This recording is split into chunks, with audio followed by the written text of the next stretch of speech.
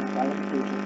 Kenapa? Karena di sini saya melihat peluang bahwa banyak hal yang bisa kita capai jika kita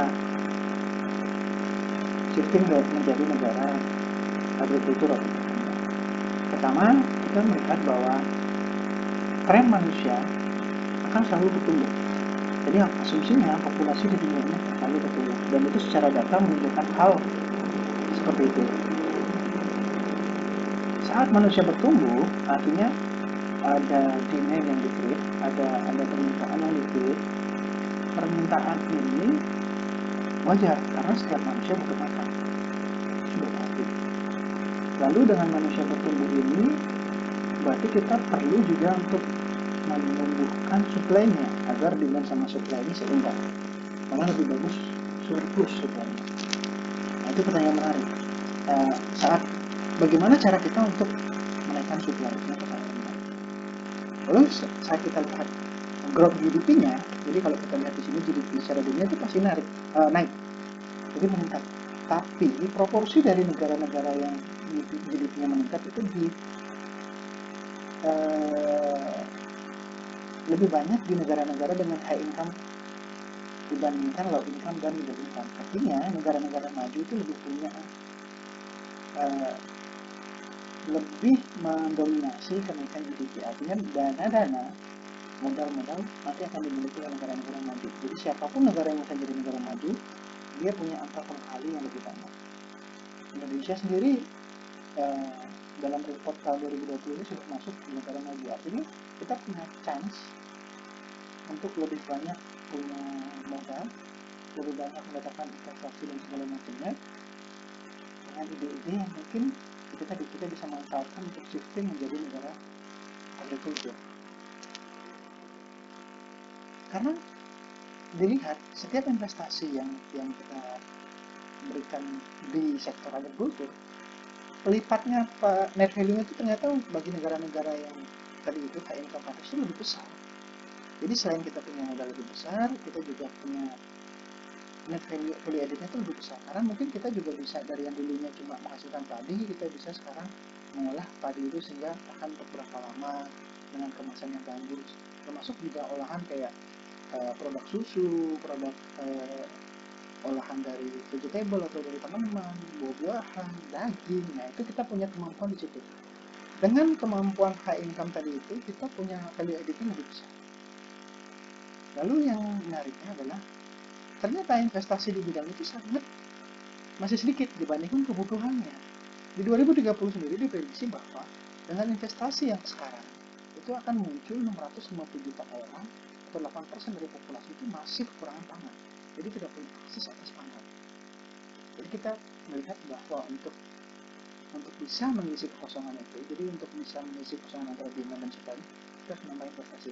Tapi investasi yang seperti apa? Itu yang pertanyaan kita. Kita juga melihat dari data trading. Jadi dari 119 negara, G20 itu 20 negara, 12 negara itu minus pertumbuhan di sektor agrikulturnya. Jadi antara tahun sebelumnya dan tahun sekarang itu minus. Dari 119 negara itu, 50 negara itu minus, atau 42,01% itu pertumbuhannya minus. Indonesia tidak termasuk. Artinya kita masih surplus antara yang kita produksi dengan yang kita makan. Di situ kita peluang. Peluangnya apa? Berarti kita punya kesempatan untuk mengisi 50 negara yang minus tadi itu. Minimal itu dulu. Kita melihat bahwa ada chance untuk kita mengisi kekosongan itu. Nah, kita lihat di sini. Kalau kita perhatikan antara net ekspor dan net impor, Indonesia itu termasuk yang net ekspornya bagus. Seperti saya bilang tadi, dia tidak termasuk di negara yang minus pertumbuhan.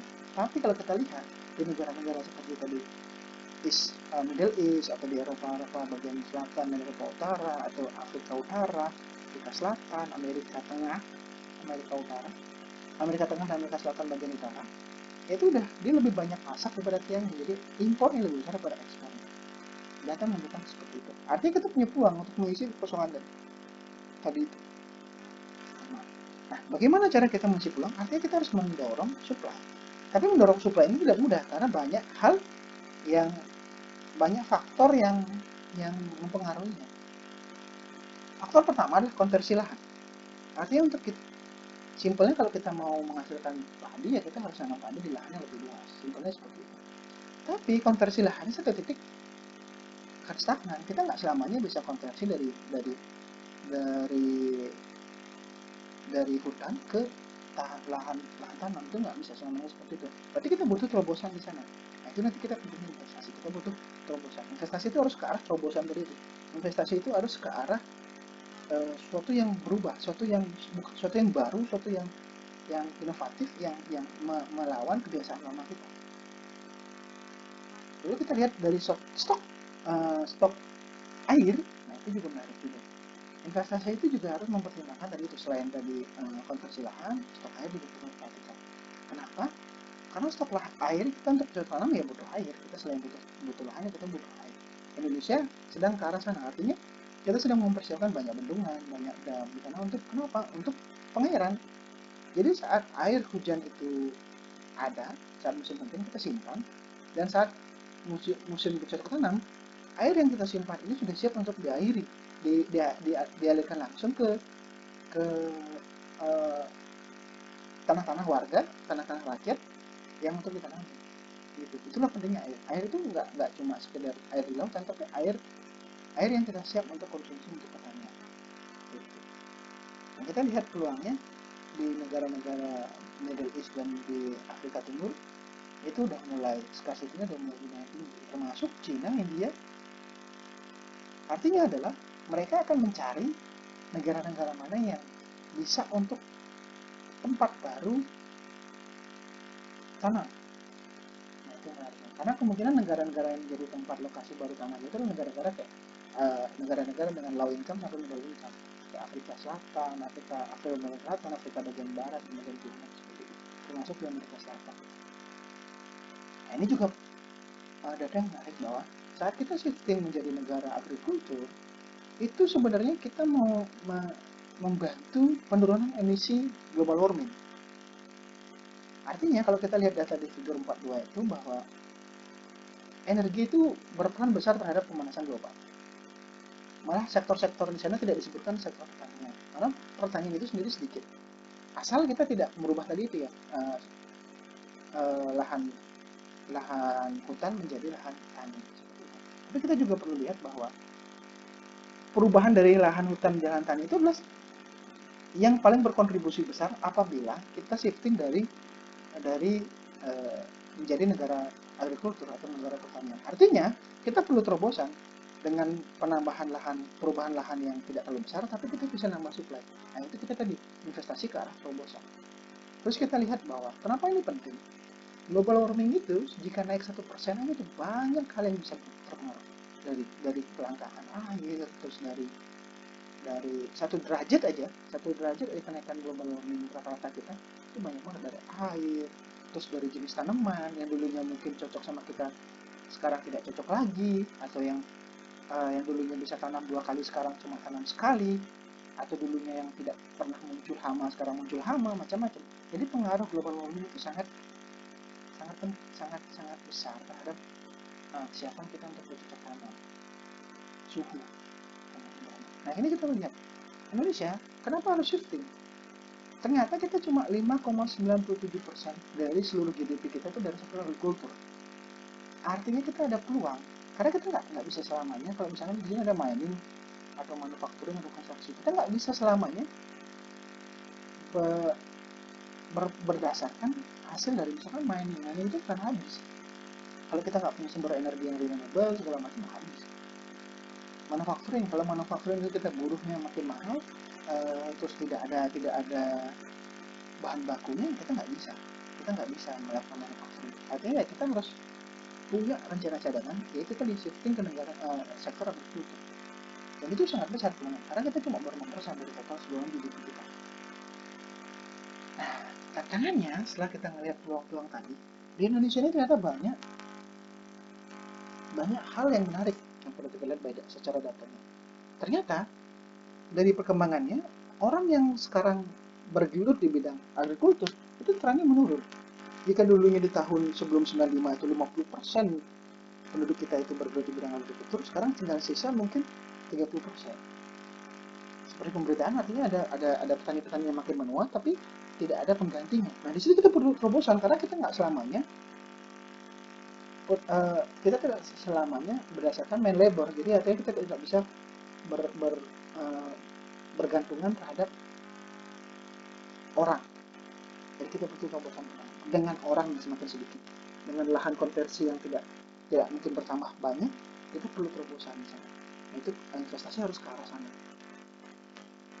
Lalu kalau kita lihat di Indonesia dari ekspornya, nah ini kita ada jenis-jenis pangan yang selama ini kita ekspor keluar.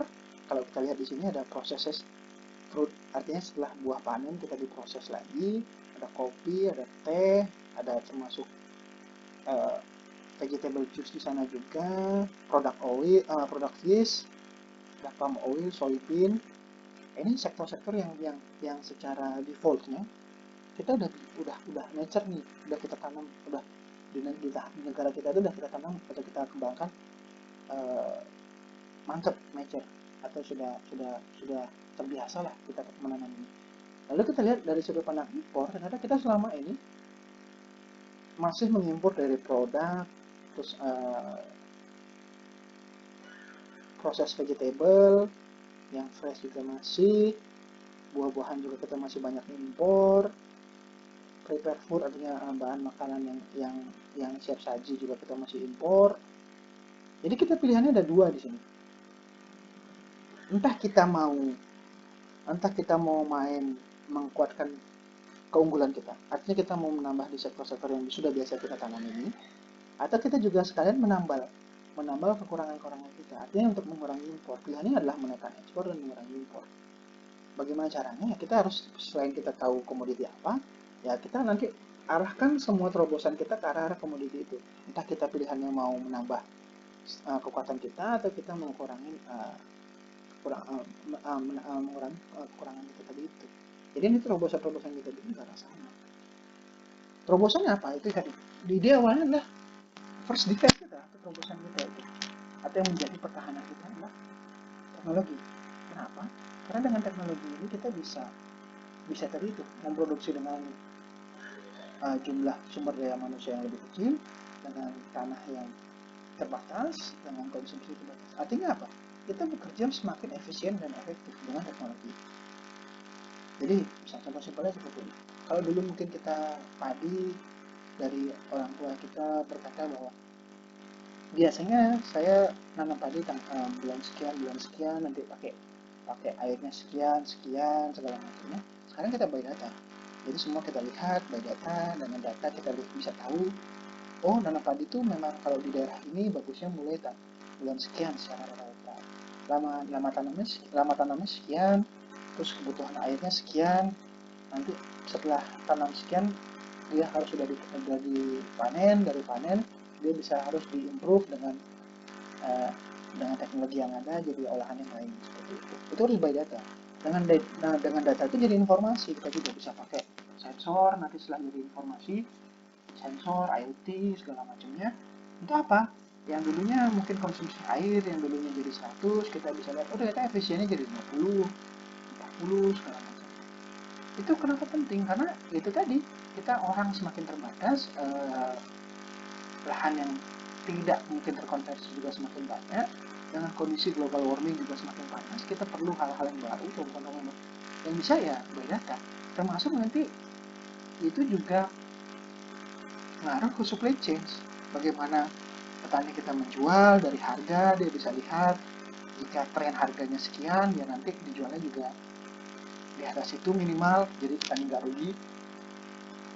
Dari yang dulunya menjual langsung ke tengkulak, sekarang bisa langsung ke masyarakat, sehingga marginnya bisa langsung dinikmati oleh petani. Itu semua by teknologi. Itu yang bisa saya lihat.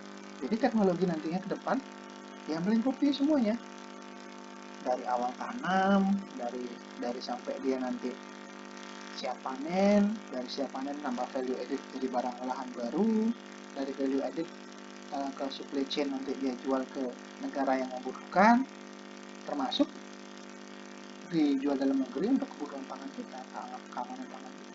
Itu tadi, kita kalau melihat ya dengan pertumbuhan penduduk yang semakin banyak seperti itu, kita tidak bisa mengharapkan lama-lama Jika kita tidak shifting, kita tidak bisa mengharapkan dengan sendirinya bahwa dengan tren sekarang, supply yang tadi itu kita masih aman, atau yang dari ekspor kita lebih besar daripada impor kita itu, akan tetap seperti itu dalam 20, 30, 40 tahun lagi. Bisa jadi malah sebaliknya, kita jadi malahan negara yang lebih banyak mengimpor dibandingkan ekspor. Bagaimana caranya? Nah, di sini saya melihat bahwa selain pemanfaatan teknologi, kita butuh leadership. Leadership ini harus berani, orang yang berani, orang yang berpikir tanpa kotak lagi ya, sekarang bukan cuma out of the box.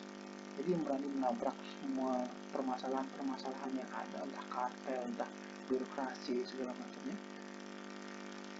Si leader ini harus berani menarik bangsa ini, menarik organisasi ini untuk berubah. Jadi fungsinya bukan menorong lagi. Kalau kita dulu selalu bicara bahwa leader itu adalah yang orang mendorong dari belakang, sekarang nggak bisa.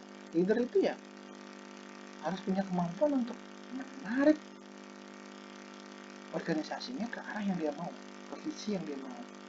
Berarti kita harus punya, nggak harus mengandalkan orang lain juga menunggu leader yang muncul itu enggak, tapi kita juga menumbuhkan hal-hal itu di diri kita, karena nanti kedepannya yang akan menjadi pemimpin juga generasi-generasi kita, anak-anak kita.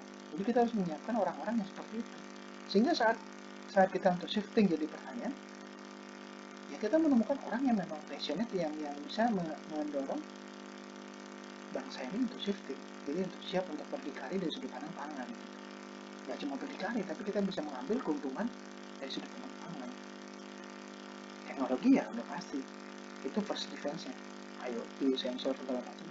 Tapi juga yang saya underline adalah kita juga harus punya kemampuan untuk menyiapkan penelitian-penelitian dari kampus-kampus yang selama ini ada, yang langsung siap untuk di-apply di lapangan. Jadi kita saya lihat nggak ada urgensi untuk kita submit ke Scopus dan sebagainya, tapi kita langsung, kalau misalkan kita ada varietas padi yang baru, ya nanti kalau misalkan 1 derajat berubah, kita menemukan varietas unggul di situ, atau dengan varietas yang bisa less consumption akan airnya juga lebih ini, atau less consumption akan pupuknya juga lebih bagus, atau pupuk yang dihasilkan juga pupuk yang bisa menyuburkan tanah dengan lebih sedikit konsumsinya. Kita harus bisa menemukan penelitian-penelitian ke arah sana. Artinya untuk mendorongnya yaitu selain tadi alat tariknya adalah teknologi kayak IoT, sensor segala macam, tapi alat dorongnya adalah penelitian-penelitian yang harus sudah apply di lapangan, artinya sudah siap untuk diimplementasikan di lapangan. Kombinasi ini antara leadership dan teknologi ini yang saya lihat bisa merubah kita untuk jadi itu tadi Indonesia baru, Indonesia satu. Itu sih yang saya pikirkan dari kemarin. Mohon maaf karena kemarin keterbatasan teknologi, keterbatasan kendala dari teknologi saya tidak bisa menjabarkan ini secara komprehensif. Demikian presentasi saya, kiranya ada yang salah saya mohon maaf. Terima kasih, sampai berjumpa lagi.